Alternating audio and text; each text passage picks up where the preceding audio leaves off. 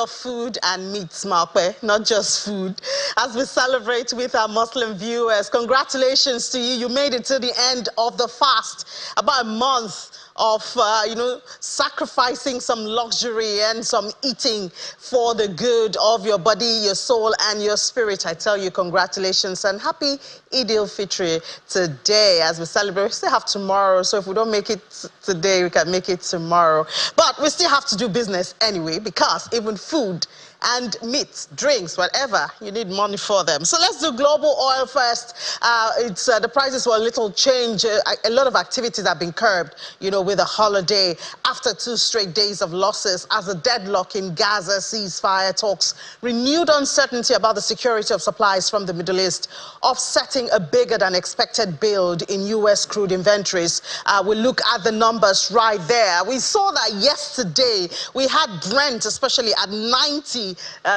We're hoping we could have done 91 for more gains for Nigeria. But 90, and then we dropped to 89, and even less than this. So in the last couple of hours, we saw a gain 0.29% up at $89.49 a barrel. WTI of the United States is also up 0.31% at $85.31 a barrel. The usual suspects affecting price. Now, Hamas has said that an Israeli proposal on ceasefire in their war in Gaza did not meet the demands of Palestinian militant factions, but it would study the offer further and deliver its response to mediators if the conflict continues. It risks the involvement of other countries in the region, particularly talked about Iran, which is the 3rd largest producer in the Organization of Petroleum Exporting Countries, that's OPEC.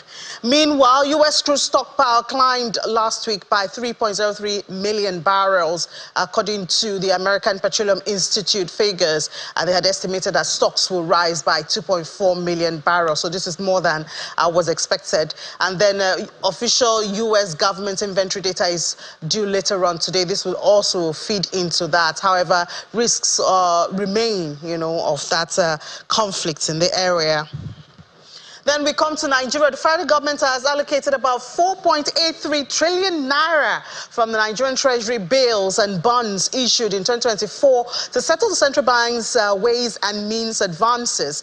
And that's according to the Minister of Finance, Mr. Wale Edu. So I'll just pause there and tell you. So when we give you the numbers here of auctions in the market, the bonds, the Treasury bills, and all of that, this is the government, reaping some of the benefits of that. So some of your money you invested in the government, they're using to clear the ways and means, which we know is a burden on our debts profile and also affecting our status. Well, the Minister of Finance made this known yesterday at Lagos Business School. While the total ways and means owed to the CBN is over 23 trillion naira. The National Assembly had last year approved the securitization of an outstanding 7.3 trillion naira of the ways and means advances. In February, the CBN governor, Mr. Olaimi Kadoso, said that the Apex Bank will no longer grant ways and means loans to the federal government unless all outstanding balance is settled. So, of course, we look forward to that. And the markets may be on break. That's at the NGX, but results, financial statements are still being released. Geregu Power PLC has announced 254.37% year-on-year appreciation in its revenue to 50.42. Let's look at the details there. Of course, we know that Geregu Power is a power generating company. And you won't believe what has happened to the share price. They listed last year at about 100 naira. As we speak, the share price is over 1,000 naira, So very interesting study, Revenue went from 50, was at 50, this as at March. That's the first quarter of this year. Revenue was at 50.42 billion. From 14 at the same period last year. Operating profits 21.76 billion from 5.79. This is year on year. This is their performance. Profit for the period 14.46 from 3.54, and basic earnings per share is now at 5.78 kobo.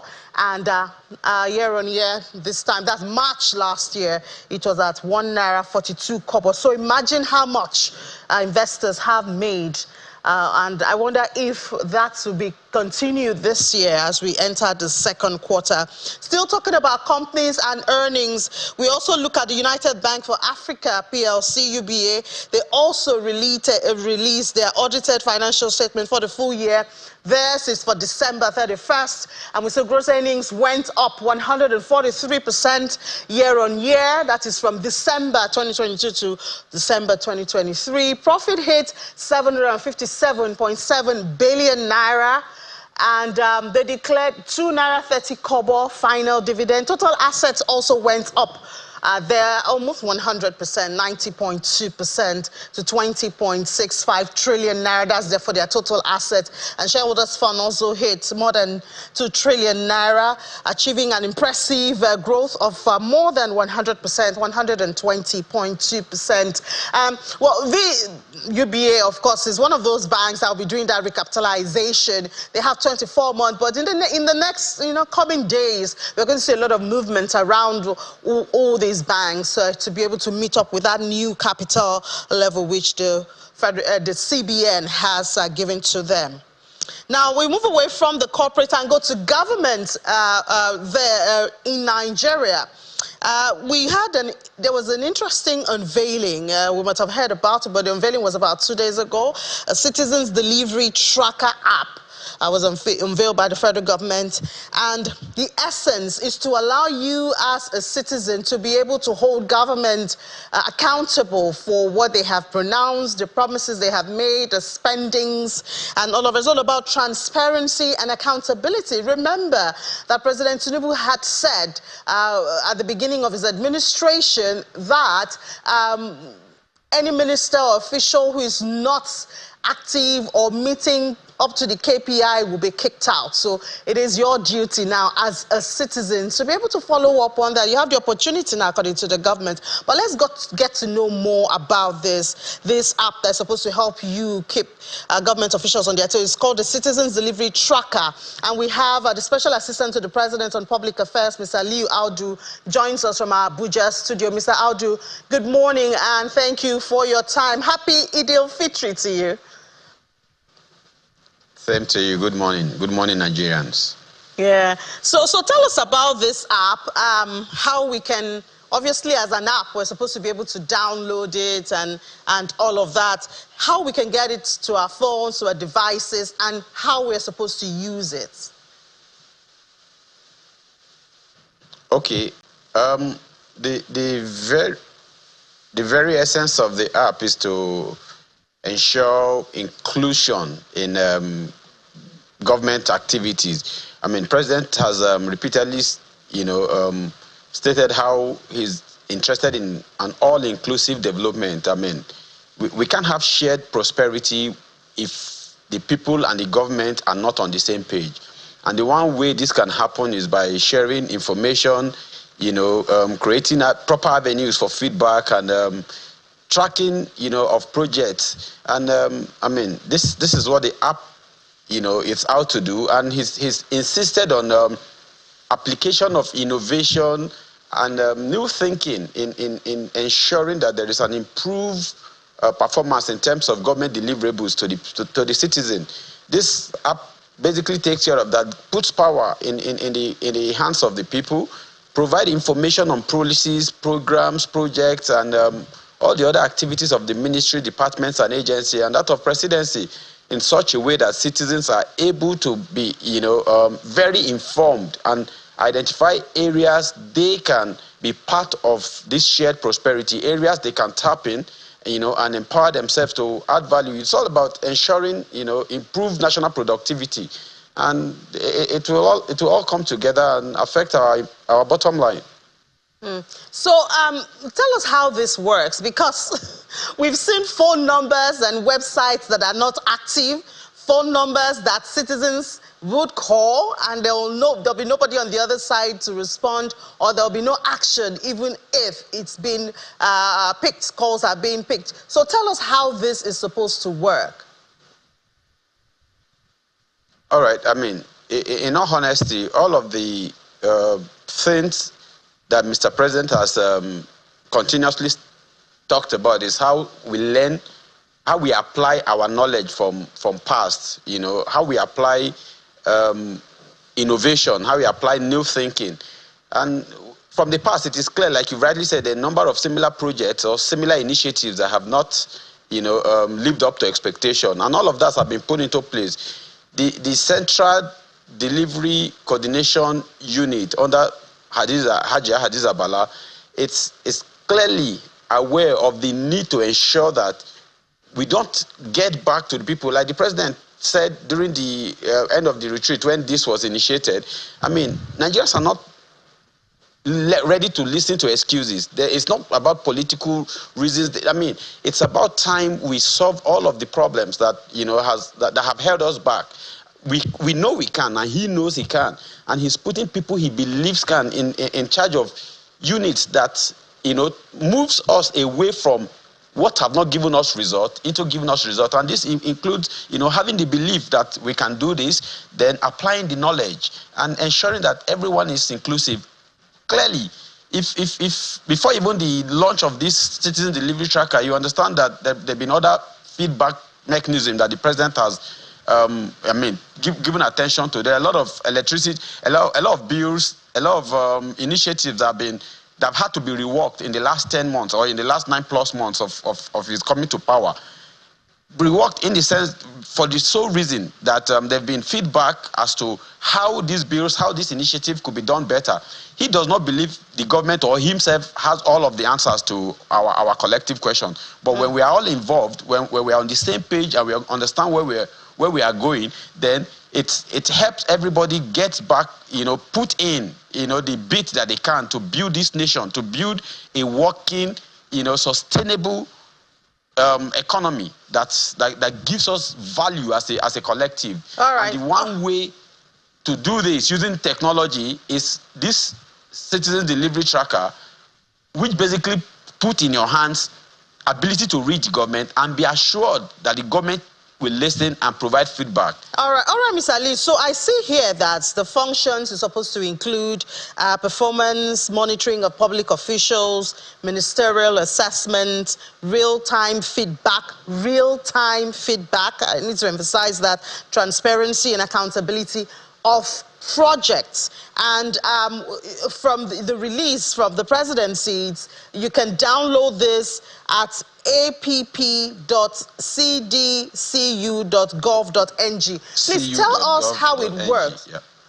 How it works. So I download this app, I go there, and I lodge a complaint. Who's collecting it at the other side of the government? What do they do for it? What timeline can I expect that something is being done? Can I get a feedback as a citizen? How really does this work? All right. First things first, the irrespective of whatever kind of platform you use, iOS, Android, the moment you go into the URL, put out that the app.cdcu.gov.ng installation package is sent to you. You install, and as you provide feedback, as you provide information, there is the back-end team that receives this information and follow real time. There are SLAs for different categories of information and as to how this incident. We have the CDC unit. The CDCU unit have a comprehensive building a comprehensive incident management unit, incident management solution that provides real time. There are going to be KPIs, there are going to be SLA as to different queries, different information as to feedback that are required.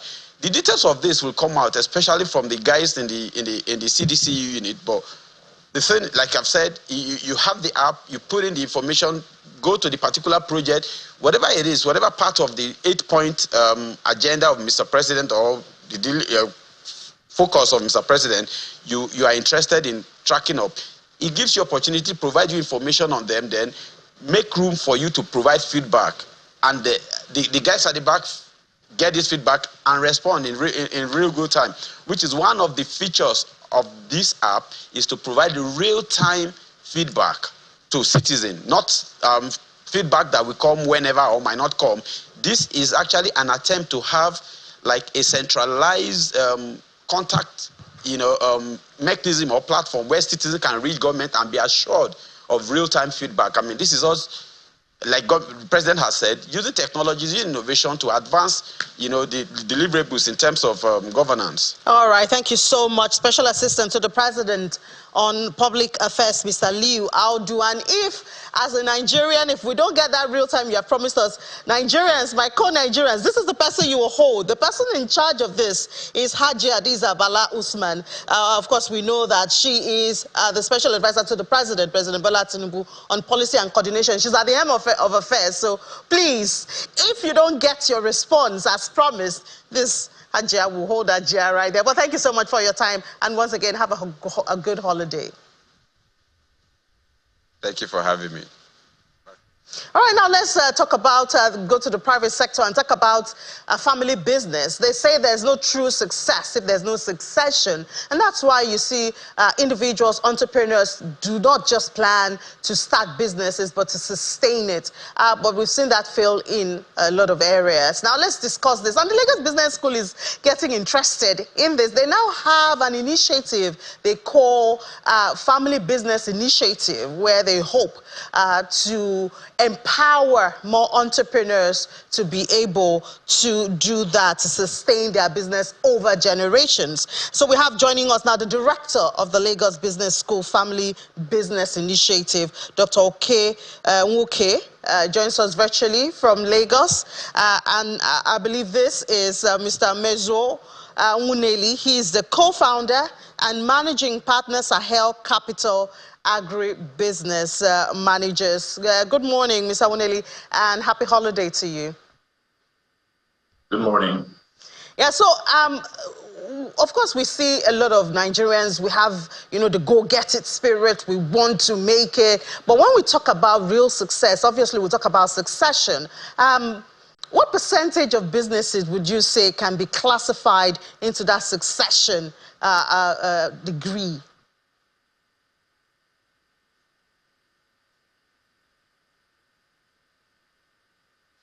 Sorry, I think I was muted. Maybe Mr. Meza, maybe you want to take the question? Is it for me? No, I believe. Okay, that should be Dr. Oke. Dr. Oke, can you hear me? Okay, I can hear you very well, yes. All right. So that was actually for Mr. Nguneli. But since you're the one who can hear me now, why did Lagos Business School begin this initiative? Of what benefit do you hope to bring to the economy? Again, thanks for having me this morning on your program.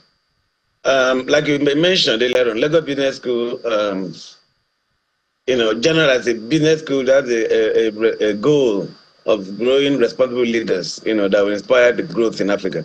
And that includes family businesses that fundamentally form the crux of businesses in every economy. Nigeria not out of that pool. Now, so what we want to do in Lagos Business School, I know there have been activities by different people on family businesses. They have seminars in different fora. But what we are doing in Lagos Business School is different from what you have currently. It's not a one-off event that we're doing. It's, like you say, a collaboration of academia, business leaders, practitioners coming together to form that initiative you mentioned. And the essence is, to create a platform that will bring family business leaders together and across generations, not just the founders. Sometimes that both the founders, the successors, sometimes the third generation families, family leadership, and we bring them together to begin to have discussions on how do we change the narrative, that almost everybody knows about family businesses. I mean, that is saying that they don't last beyond the founders, and that after the first generation, over 70% is gone, etc. And what we say in Lagos Business School is, it is not something that must happen. It's a consequence of action that has been taken in the past. But if leaders come together and they focus on those elements that enhance sustainable endurance of the family businesses, not just in business success, issues around family cohesion, and many of us don't realize that the fundamental of family business survival is the family unity. Where you don't have unity, you can easily predict where the family business will go. So what we are trying to do in Lagos Business School is bring people together. Today you have on this panel, Mr. Nguneli. He does not work for Lagos Business School, but he's a family business practitioner, so he has a lot of family businesses. So we are bringing people like him to join us in that effort to begin to change that narrative. We believe the families are so important to the economy that every effort that is required must be deployed to make sure that that story of start and stop is changed forever. And the families have capacity to last hundreds of years. I mean, you may not know that the business over in Japan have lasted over 1,000 years, some 700 years, some 800 years, 500 years. And we don't see any reason why that should be different in Nigeria. So obviously, Mr. Wuneli now, obviously it's a family thing for you. But, you know, sometimes we do hear of strife within families, and this is just one of the many factors that, you know, stop the growth or progression of a business. What would you say is your family's secret that you have been able to, you know, hold the family business together for this long? Sure, thank you. Just to give some context as well to your question, you know, roughly half of Nigeria's GDP is driven by SMEs, and most of those SMEs are family-owned businesses. So if we're truly going to create diverse and cohesive growth in Nigeria, we need to see how do we actually strengthen, enable, and support family businesses to grow and contribute to reducing inequality that is across the land. Now, from my perspective and Sahel's perspective, so 3 companies that I'm involved with, my family owns majority shares, but also as investors, we've backed and supported over 15 different family-owned companies in 4 different African countries, investing both equity and debt to help them scale. And ultimately, many different key things that are important to enable multi-generational growth.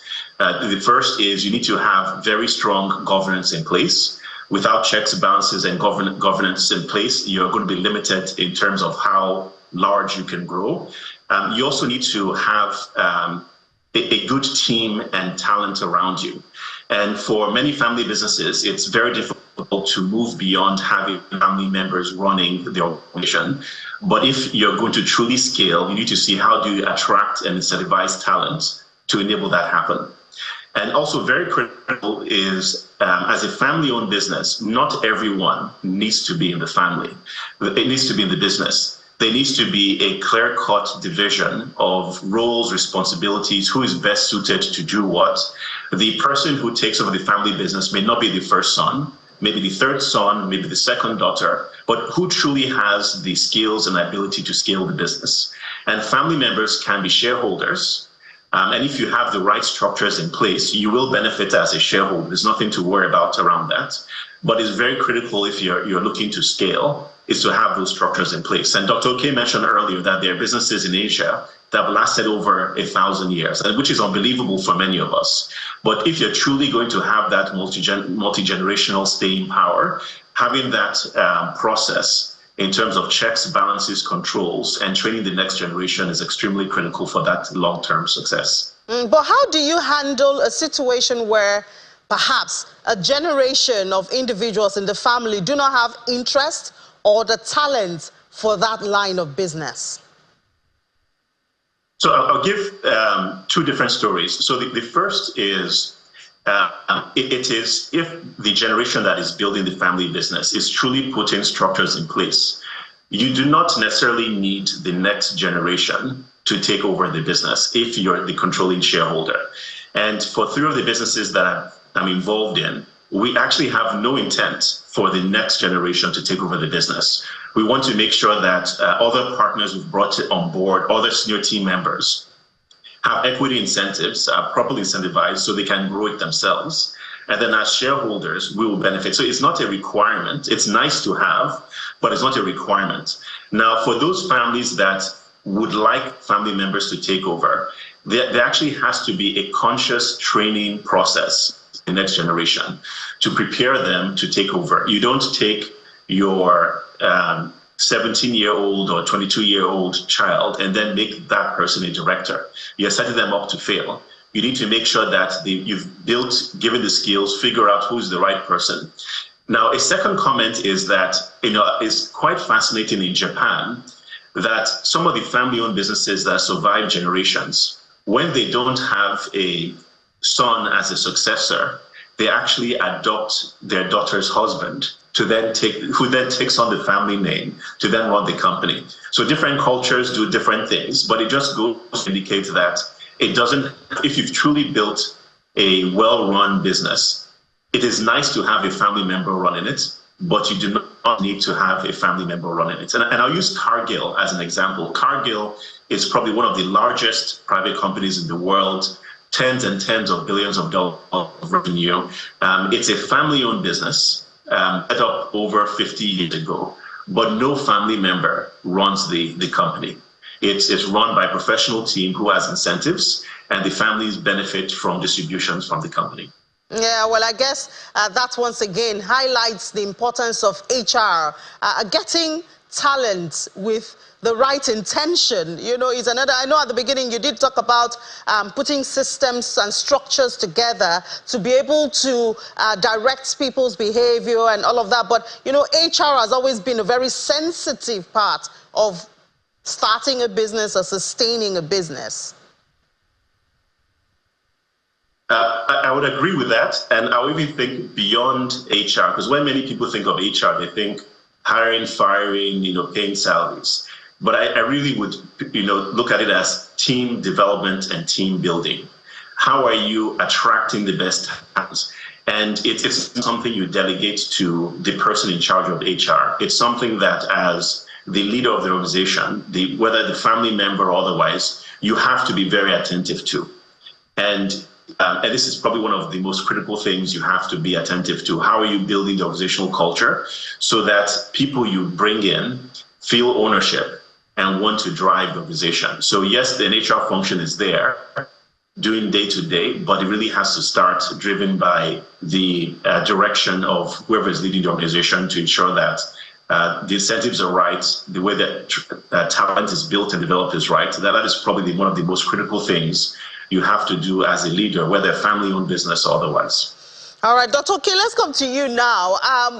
In Nigeria, we see that most businesses are small-scale, micro, in fact. I wonder at what point we start planting this seed of a succession, because a lot of businesses, especially with the macroeconomic headwinds at this time, they just want to survive for today. I don't know how many start thinking of, oh, I want to, you know, hand this over to the next generation or something. So I wonder where you would advise for this thought to begin from when a lot of people at this time just want to survive for the day. Now, again, thank you. If I want to answer that question, I'll say that from the first day you start a business, if you have an idea of what you want to do with that business, some of the thoughts have to be on the table. Implementations will take place at different stages, but it should be part of what goes through the mind of a business owner. And then again, it's actually part of what we want to do. I mean, like Medve mentioned, some of the things that you think about, you know, people get into the business thinking from day one, oh, my child will survive me, succeed me, my daughter, my son. That's already, you know, setting yourself up for a difficult situation. Your child may not be interested. So all you want to is tell yourself, I want the business to last for, you know, as long, beyond me to start with. So what you do at that point is, who is fit for the business? From day one, succession means giving the right job to the right person. I think that's the point also made. Who is the right person with skills and interest and passion to run the business? And from day one, I mean, when the business is small, it may not have a very elaborate structure, but the intention had to be set from day one. And succession planning is not something you do at a particular time. It's something you do from day one. I mean, and you're also not planning just for you as the leader. You're planning for every level in the business. Every important office or, you know, position in the business, you need to have succession planning. And this, I mean, by the time the conference we are putting up together, which is actually some of the things that we are going to be bringing on board on Friday, I mean, this week on Friday.